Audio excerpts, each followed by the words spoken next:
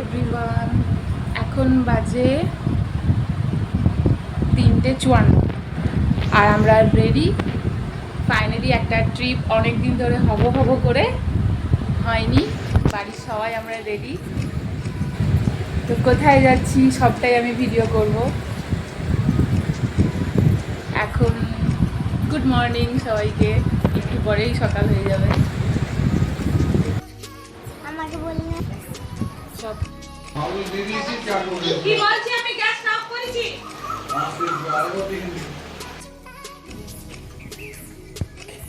এখন আমরা যাচ্ছি মায়াপুর।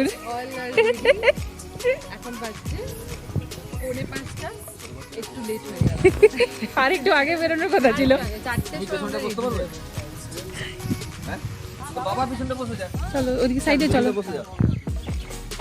দুই ভাই এই সিটটা তুলে দাও তো, আমি ঢুকে যা।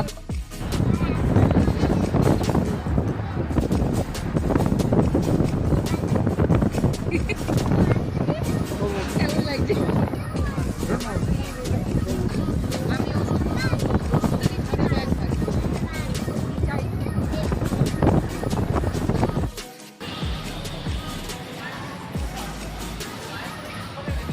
সবাই এখন ব্রেকফাস্ট করছে।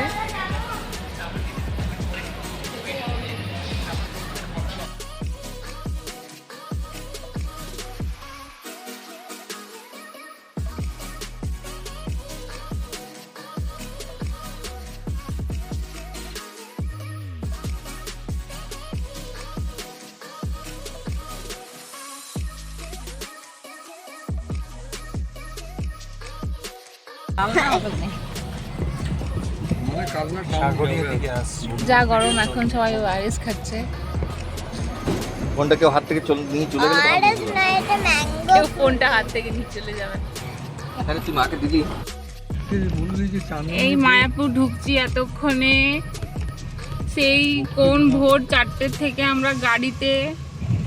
এখন বাজতে চলেছে, কটা বাজে গো? 11:20 বাজে। আমরা এই ঢুকছি মায়াপুর। ফাইনালি মায়াপুর এলাম।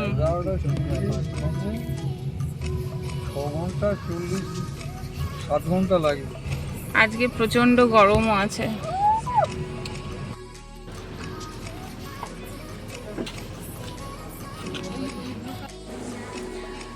আমাদের মায়াপুরে আগে থেকে রুম বুক করা ছিল। আমার এক ফ্রেন্ড পায়েল, ও আমাদের গীতা ভবনে রুম বুক করে দিয়েছিল। ওকে অনেক অনেক থ্যাংক ইউ।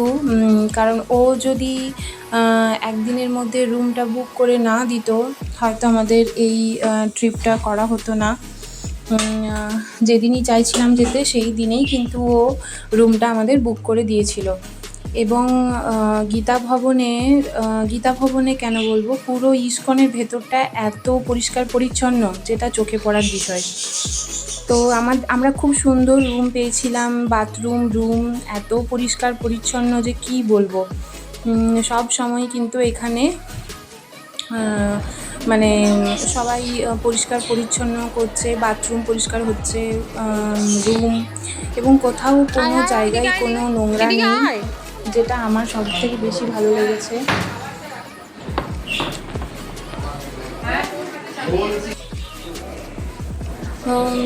তো এরপর আমরা ফ্রেশ হয়ে নিচ্ছিলাম, কারণ প্রচণ্ড গরম ছিল। সবাই এবারে স্নান সেরে আমরা গীতা ভবনেই নিচে যাব প্রসাদ খেতে।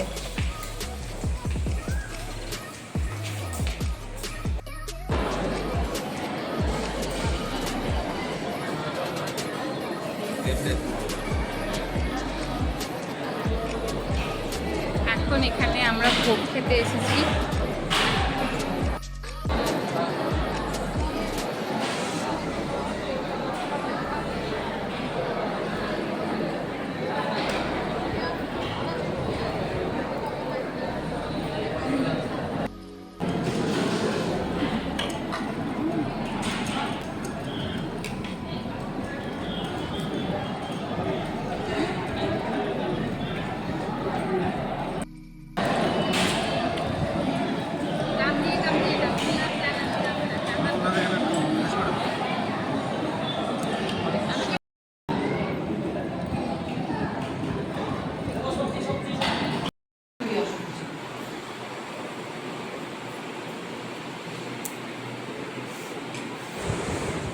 এখন রেডি হচ্ছিলাম, বিকেলবেলায় আমরা একটু বেরোবো, সন্ধে আরতি দেখব।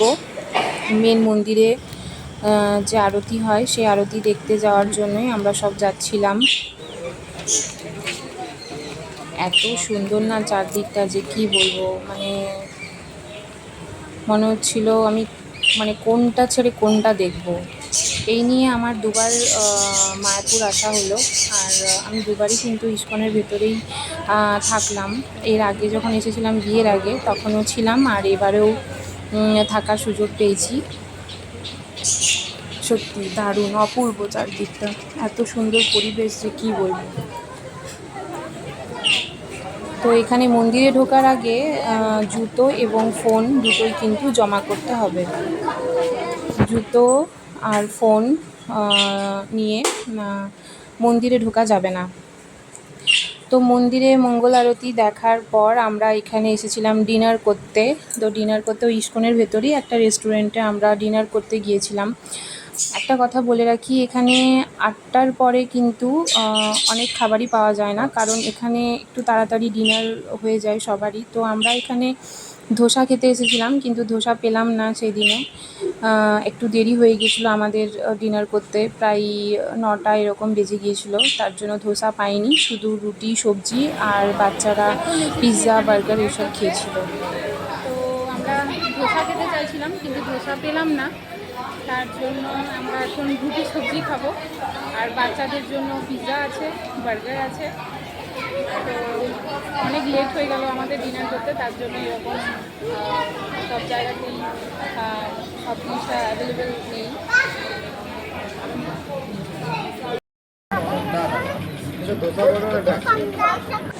ভিডিওটি ভালো লাগলে সাবস্ক্রাইব, লাইক, কমেন্ট করে দিও। আর এটি ছিল আমাদের প্রথম দিন। দ্বিতীয় দিনের ভিডিওটাও আমি খুব তাড়াতাড়ি আপলোড করে দেবো। ততক্ষণের জন্য টাটা।